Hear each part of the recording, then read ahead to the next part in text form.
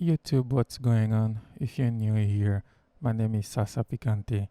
I make videos about my TRD off-road forerunner and other cool stuff I run into. A couple of weeks ago, I got some coffee from the good folks at Altitude Coffee.